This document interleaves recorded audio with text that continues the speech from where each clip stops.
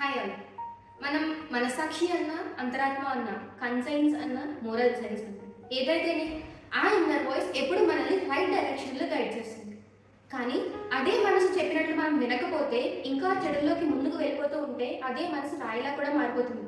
అందుకే బైబిల్ అంటుంది, హృదయం అన్నిటికంటే మోసకరమైనది, దాన్ని గ్రహింపగలవాడెవడు అని. అలాగే భగవద్గీత 6వ అధ్యాయం 6వ శ్లోకంలో, మనస్సును జయించినచో అదియే తనకు మిత్రుడు, జయించనిచో అదియే గొప్ప శత్రువుగా మారును అని. అలాగే ఖురాన్, ఎవరైతే తన ఆత్మను పరిశుద్ధపరుచుకున్నారో అతను సఫలుడయ్యాడు, ఎవరైతే దాన్ని అణిచివేశాడో అతను విఫలుడయ్యాడు అని. సో మన మనసుకి కూడా ఆహారం అవసరం.